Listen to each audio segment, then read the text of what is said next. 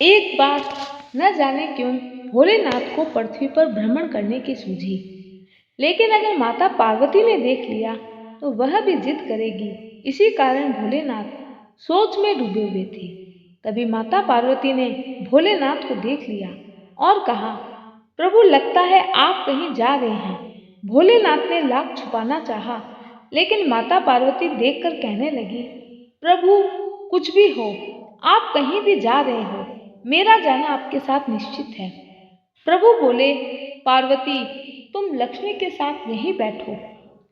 तब माता पार्वती बोली, लक्ष्मी तो स्वयं नारायण के साथ पृथ्वी लोक पर प्रस्थान कर चुकी है। नारायण आपकी तरह थोड़ी न है जो समाधि लेकर सिर्फ कैलाश पर्वत पर ही बैठे रहते हैं। वो खुद भी घूमते हैं और बहन लक्ष्मी को भी घुमाते हैं। आज तो मुझे भी आपके साथ जाना है। तो भोलेनाथ मना न कर सके।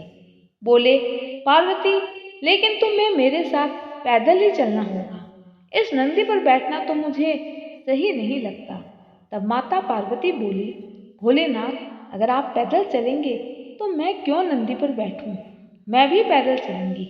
अब भोलेनाथ माता पार्वती के संग नंदी भी साथ में और चले पृथ्वी पर भ्रमण करने।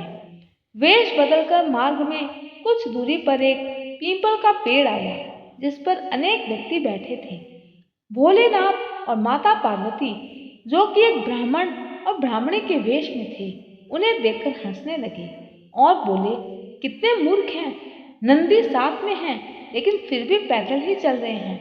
तब ब्राह्मण वेशधारी शिवजी बोले, पार्वती तुम नंदी पर बैठ जाओ और मैं पैदल ही ठीक हूँ।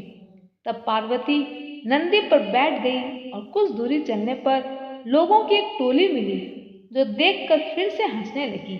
बोली, हे राम, कैसे मूर्ख प्राणी हैं, अपनी पत्नी को नंदी पर बिठाया है और खुद पैदल चल रहा है। मैंने ऐसा मूर्ख इंसान कभी नहीं देखा। तब आगे चलकर पार्वती जी नंदी से नीचे आ गई और बोली, प्रभु ये तो सही नहीं लगता। आप पैदल चले और मैं इस नंदी पर बैठूं। आप बैठ जाइए और मैं पैदल चलती हूँ। कुछ दूर और चलने पर एक लोगों की टोली मिली, उन्हें देखकर हंसने लगी। बोले, कैसे मूर्ख हैं, खुद नंदी पर बैठा है और अपनी पत्नी को पैदल चलवा रहा है। तब शिव जी नंदी से नीचे आ गए और पार्वती को बोले, पार्वती तुम भी बैठ जाओ, मैं भी बैठ जाता हूँ, फिर ये लोग हम पर हंसेंगे नहीं। तो माता पार्वती बोली, हाँ आप ये सही कह रहे हैं। तब नंदी पर भोलेनाथ और माता पार्वती दोनों बैठ गए। लेकिन ये क्या, लोग उनको देखकर फिर से हंसने लगे और बोले, कितने जुल्मी हैं दोनों, ये ब्राह्मण और ब्राह्मणी कितने निष्ठुर हैं, इनको दया नहीं आती। बेचारे इस कमजोर नंदी पर दोनों बैठ गए और इसे बोझा मार दिया। तब भोलेनाथ माता पार्वती को बोले, पार्वती नीचे आओ, इस नंदी पर हम में से कोई भी नहीं बैठेगा। इस दुनिया को तुमने देख लिया है ना, ये चढ़ते हुए को भी हंसती है और उतरते हुए को भी। तब माता पार्वती बोली, मैं तो प्रभु जानती हूँ, लेकिन आपको भ्रमण करना था, पर आज आपने भी देख लिया। रास्ते में एक घर दिखाई दिया, जिसमें से एक औरत की चीख निकल रही थी। तब माता पार्वती भोलेनाथ से बोली, प्रभु इस घर से एक औरत की चीख निकल रही है।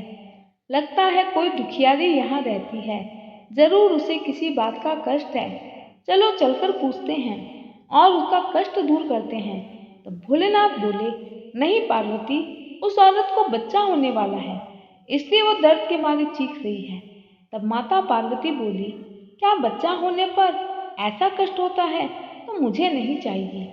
आप मेरे पेट की गांठ को हमेशा के लिए बंद कर दीजिए।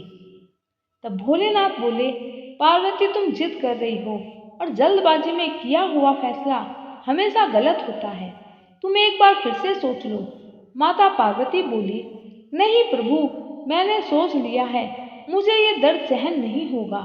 आप मेरे पेट की गांठ लगा दो।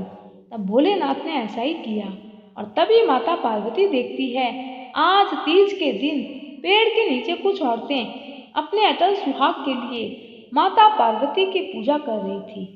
माता पार्वती का आना सुनकर गांव की सुहागन स्त्रियां उनके स्वागत के लिए थालियों में हल्दी, अक्षत लेकर पूजन हेतु तुरंत पहुंच गई। माता पार्वती ने उनके पूजा के भाव को समझकर सारा सुहाग उन पर छिड़क दिया। कुछ देर पश्चात धनी वर्ग की स्त्रियां 56 भोग लेकर सोने चांदी की थालियों में पूजा करने आई। स्त्रियों को देखकर भगवान शंकर ने कहा, तुमने तो सारा सुहाग निर्धन वर्ग की स्त्रियों को दे दिया, अब इनको क्या दोगी? पार्वती बोली, प्राणनाथ, इन स्त्रियों के लिए भी मैंने बहुत कुछ बचाया है। और ऐसा कहके माता सोच में पड़ गई।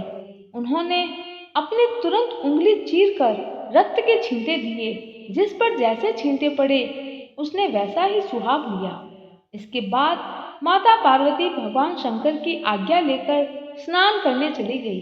बालू की शिवजी की मूर्ति बनाकर पूजन किया, भोग लगाया, प्रसाद खाकर मस्तक पर टीका लगाया।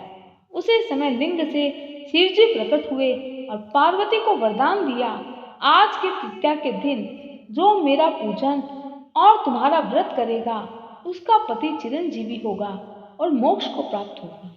शिवजी वरदान देकर अंतर्ध्यान हो गए। माता पार्वती ने उगले का प्रसाद लेकर अपना व्रत खोला। शिवजी ने अविलंब आने का कारण पूछा तो माता पार्वती ने कहा, मुझे मेरे रास्ते में भैया भाभी मिल गए थे। उन्होंने मेरे लिए खीर बनाई थी तो वही खाने में देर हो गई। अंतर्यामी भोलेनाथ सोचने लगे, औरतों की बात छुपाने की आदत कभी नहीं जाएगी। भोलेनाथ बोले, तुम्हारे मुंह से खीर का नाम सुनकर हमारा भी मन हो रहा है। माता पार्वती सोची, अब भोलेनाथ के लिए खीर कहाँ से लाऊं? खीर खाने जाएंगे तो भैया भाभी का भी पूछेंगे, भैया भाभी कहाँ से लाऊं? माया के ही भाई भाभी थे, अब मैं अपने असली भाई भाभी कहाँ से लाऊं? मैं भगवान शंकर का ध्यान करते हुए प्रार्थना करने लगी, प्रभु अपनी इस दासी की लाज रखना। डरते डरते प्रार्थना करती माता पार्वती उनके पीछे चलने लगी। नदी तट पर माया का महल दिखाई दिया। वहां महल के अंदर माता पार्वती के भैया भाभी ने भोलेनाथ का स्वागत किया। पार्वती मन ही मन घबरा रही थी। सोचने लगी, इससे पहले कि प्रभु मुझसे कोई और सवाल पूछे, हमें यहाँ से चलना चाहिए। जब माता पार्वती ने चलने के लिए कहा तो भगवान चलने को तैयार नहीं है। पार्वती जी रूठकर अकेली ही चली गई। ऐसी स्थिति में भगवान शंकर को पार्वती के साथ चलना पड़ा। चलते चलते भगवान शंकर को याद आया, वे अपनी माला तो आपके महल में ही भूल गए हैं। तब माता पार्वती बोली, नारद जी से कहकर बाद में मंगवा लेंगे, आओ यहाँ पर थोड़ा आराम करते हैं। नारद जी को याद करते ही नारद जी वहां पर उपस्थित हो गए और बोले, हे प्रभु, इस समय आपने मुझे क्यों याद किया है? भोलेनाथ बोले, नारद, तुम्हारी तो लीला ही न्यारी है। अब आ ही गए हो तो हमारा एक काम कर दो।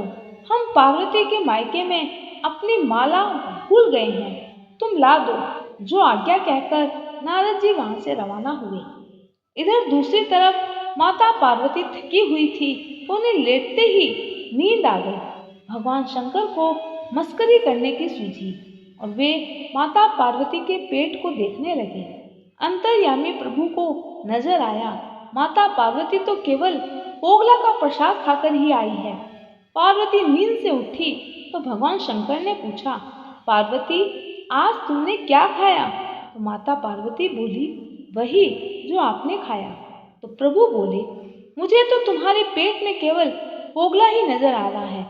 माता पार्वती सुनकर क्रोधित हो गई और बोली, प्रभु, बेटी अपने पीहर में कुछ भी खाए वो किसी को नहीं बताती है, लेकिन आज आपने इस रहस्य को उजागर करके अच्छा नहीं किया।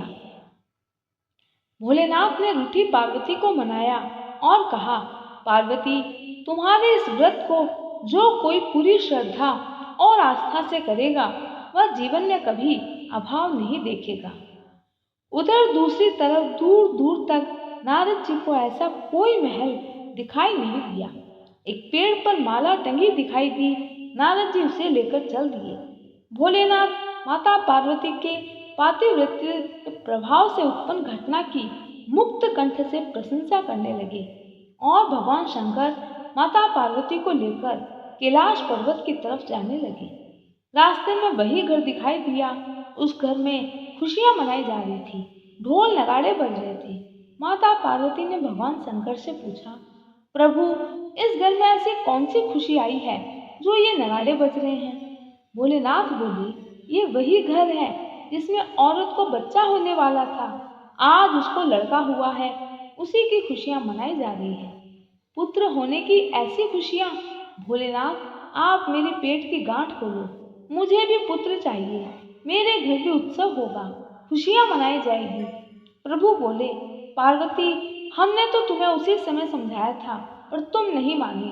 इस पर माता बोली, प्रभु, आपने पूरी बात कहाँ समझाई?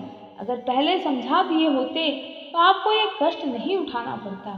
भगवान शंकर माता की बातें सुनकर अपने माथे पर हाथ रख लिए और बोले, पार्वती, आज तो तुमको अपने साथ लेकर आए हैं, अब आगे से कभी नहीं लेंगे। माता बोली, इसी बात पर सब कोई बोलो, जय शिव शंकर भोलेनाथ।